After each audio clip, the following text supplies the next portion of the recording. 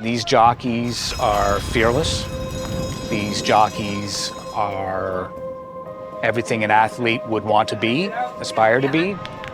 And these jockeys work harder than probably many of the athletes that we know, and with a lot less of the recognition.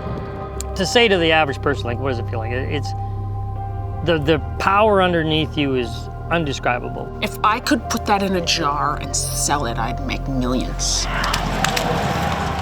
It's epic. It's just raw, organic power and desire. When I pass the wire by fast pace, I'm always feeling extra emotional from the inside. I'm never nervous, never scared. You just go out there with all the confidence in the world. It's a sickness, actually. We all have the same sickness. The sheer physics of it, pound for pound, there's no stronger athlete in the world. You get like this feeling of accomplishment. I can't really explain it, but it's like a drug. You just want to do it again and again and again.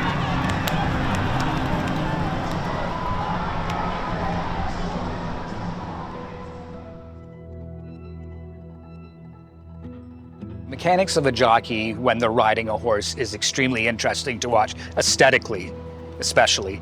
You're looking at someone who is much tinier than the horse, and you're looking at the need for balance. And you're looking at their toes in boots, in these little stirrups, and then you'll see once they get into stride, and if everything's okay, you're gonna see them then looking very still on the horse. These guys have phenomenal body awareness when they're on that horse, because we sometimes as lay people, we don't recognize they're not sitting on the horse. They're balanced on their toes and maybe pinching the horse a little bit with their knees, doing 60 kilometers an hour, 2 inches from another horse doing the same thing. So that body awareness and proprioception, as an athlete, these guys are underappreciated. As they go to the wire, Rougier on the outside. Rougier has won. And with his fourth win of the program and the feature of the day, stakes-winning rider Kazushi Kimura.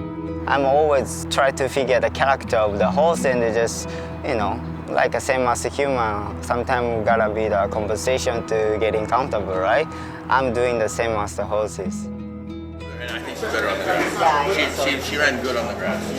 Those jockey racing career, it's 80% is forward and 20% success. Always I'm regretting and just homeworking to what can I do for improving the next race. I like to do all the time, and just after races, for sure I'm watching the replay and just try to improve for the next race. And if those races is working for the next time, I feel like more kind of like I nailed it.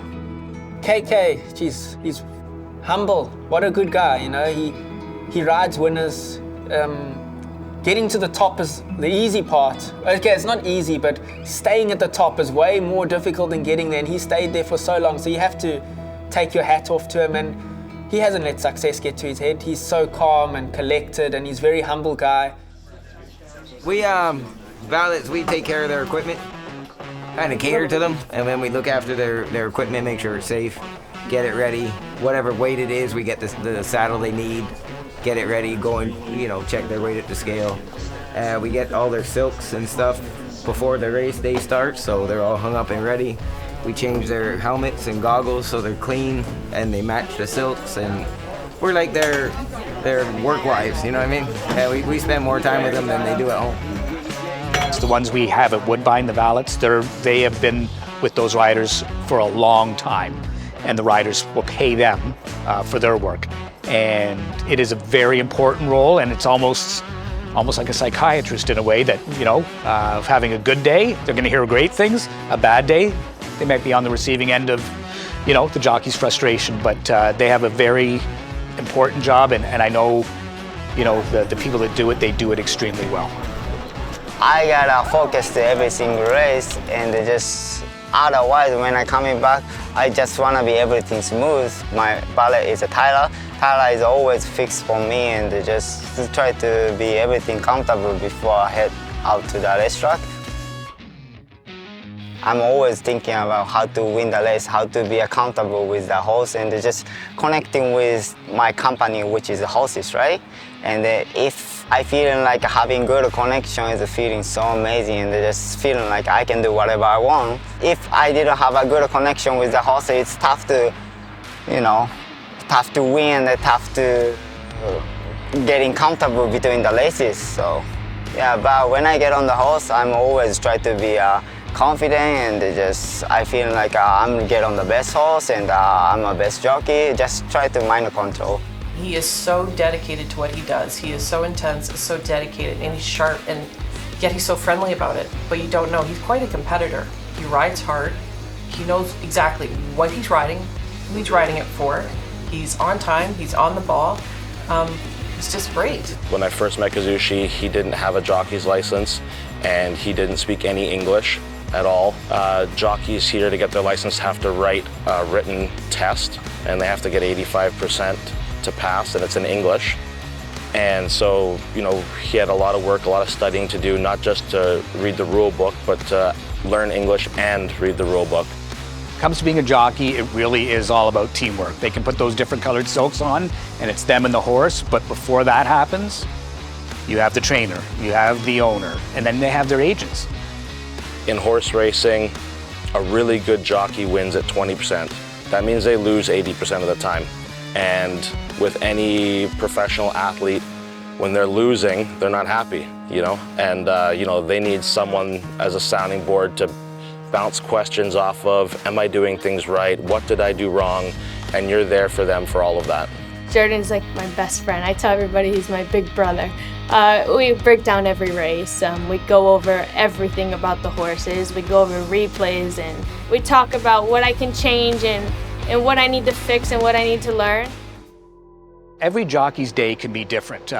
Sometimes you will have one or two mounts, and it could be in the last race. So you're coming into that room, and you might have to wait and then get a chance to do more of your homework, just soak in the races. And then there's others that could be riding 7 to 8 times in a 10-race card. It's all mental.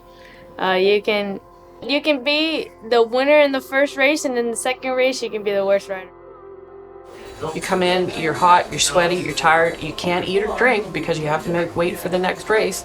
You try and clean yourself up a bit, come check for the next race, put your clothes on, get right back out there again.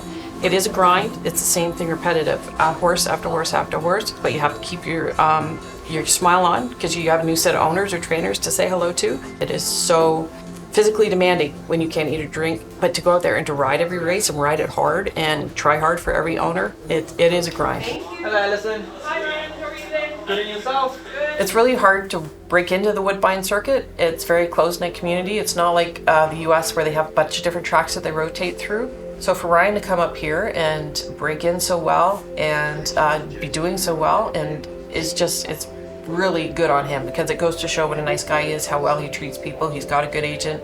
Everybody looks up to him, and to come and win so many races right off the bat, that takes talent. He's a good rider, and he's doing really well here. Obviously, during races when you're not riding, you'll be watching, seeing if there's other horses that, you know, one day you might be riding in the future. So it's you've always just got to look around. You're still like in your office work zone. But yeah, I like to stick with my routine, and I'll watch my races and watch the replays when I'm off, and then yeah, when it's time to ride again, change up, shower up, weigh and go again. Yeah, Ryan Munger is a great story. He wanted to come over here from his native South Africa, where he was doing well, a top 10 jockey in South Africa and Singapore, a champion rider in Zimbabwe. So here he is, literally coming from across the world to ride at Woodbine. Miracle in front, silent miracle. What a beginning for Ryan Munger. He wins. Well, at the moment, you know, my short-term goal, I always said I wanted to be top 10 first season here at Woodbine and hopefully get to 50 winners. That's my short-term goal. Long-term goal, obviously you want to be associated with a big stable, big horses. Rome wasn't built in one day, so I have come to terms with that. That might take a year or two process, but hey, you never know how the world works. The universe can be a funny place sometimes. My name is Randy Foster, and I'm the athletic therapist here at Woodbine. There's two categories. There's the traumatic type injuries when they come off the horse, and then there's the chronic injuries, the repetitive strain injuries that all of them have. Their backs and their knees are their shock absorbers. Let's do something not super painful.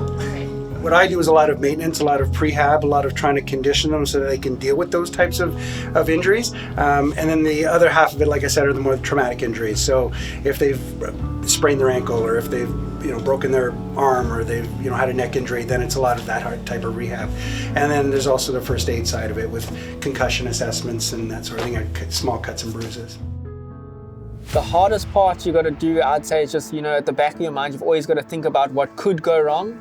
I don't even know if I'm surprised anymore how these jockeys recover from injuries. They go through horrific injuries, and they will tell you it's not a question of if they get injured, it'll be when. I like speed. That's why I don't have no frickin' sports cars, man. I probably would have killed myself. There's like no throttle. Let's see what this thing can do. Let's see. Queen's Plate champion. Gary Boulanger used to gallop with my dad, and I used to always watch him and thought, man, it'd be awesome to be able to ride with that guy one day. If I had to sum up Gary Boulanger's career, we talked about writing a book one day, and I said, what would you call the title of that book? And he said, The Greatest Comeback. They're at the post. Now we're going to mile 3/8 in the Mac Magdalia. And we turned into this, it would have been the third turn, just before we turned for home. And he slipped on a piece of grass. He went down. I go down, and we're laying. Me and Joe Bravo were side by side. 2 horses end up running me over. And I don't remember any of it. Like, they just showed me film footages and, guys tell me. But I mean, I actually threw 2 paramedics to the ground. I was bleeding out of both ears. My nose was sliced from my goggles. But with a head injury, my neurologist told me, you get into protective mode. You don't want nobody touching you. They transport me to Pembroke Pines West Hospital. I was 30 days in a coma.